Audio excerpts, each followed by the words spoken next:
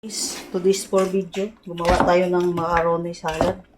Ilagyan na natin ng 2 gatas, 622 grams na fruit cocktail, 250 grams na macaroni elbow, 155 grams na quick milk cheese, at saka 2 lata na condensed milk na tag 375 grams. Tapos 1 and 1/2 cup na mayonnaise. Yan guys.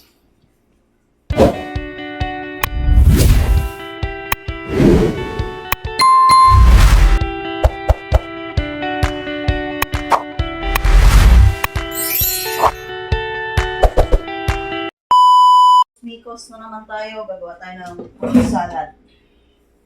Tapos mayroon tayo dito mga gatas guys. Gatas, Nestle cream, mayonnaise. Guys, paghalo-halo lang natin ito lahat. Ito pala ay macaroni. Ito tayo macaroni. Tapos mayroon ako dito fruit cocktail. Fruit cocktail.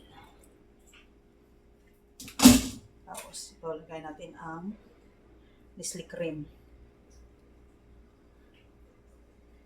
Macaroni salad pa lang gawin natin guys.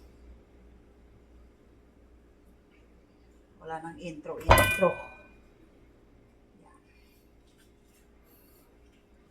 Wala na itong intro guys. Yan. Ubusin natin itong mga gatas na naiwan sa lata. Kasi binuksan lang to guys na hindi naman inubos. Yan. Lagyan natin. Bali 1/4 lang pala to ang ginawa natin. Pero yung fruit cocktail guys, kalahating galon. Bali Nestle cream pala natin lagay 2 malaki. Tapos meron pang gatas. Bali ang gagawin pala natin, 2 condense pa lang nilagay natin to kasi itong 2 bukas, ang laman nito guys kalahati na. Inuubos ko lang. Sayang naman di ubusin. Yan. Inuubos ko na guys. Tapos mayroon pa tayo isa. Magbukas pa tayo. Pagdagan natin. Okay.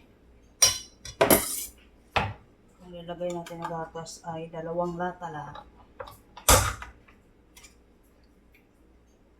Iba-iba ang brand. Yan. Alaska at saka ano to? Cowbell.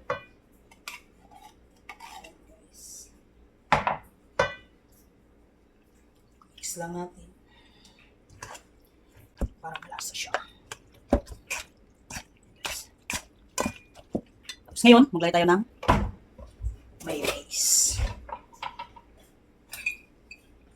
Yan guys, maglagay tayo ng mayonnaise.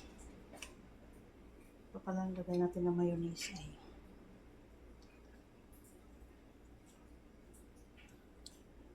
3 cup. Magnolia pa rin. 3 cup na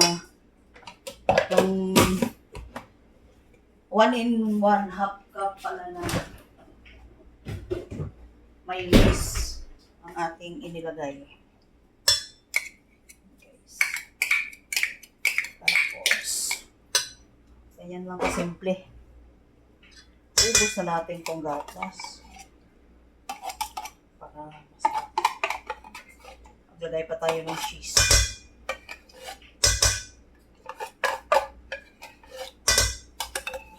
Yan lang yan guys. Madali lang. Okay guys, ang aking macaroni salad. Maraming ano guys, maraming mayonnaise.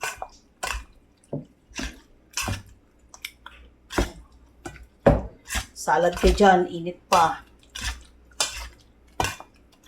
creamy. Yan.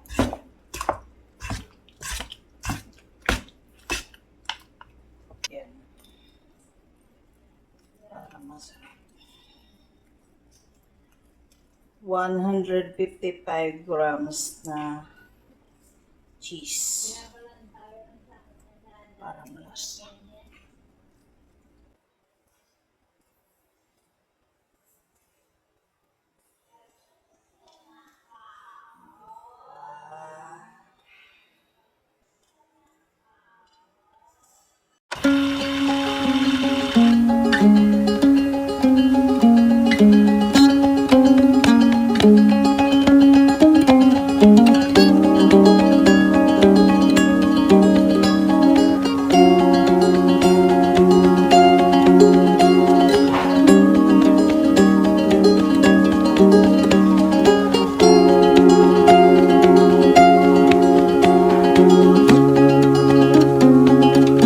Thank you for watching Dubs and Gracia Vlog. Don't forget to like, comment, and share.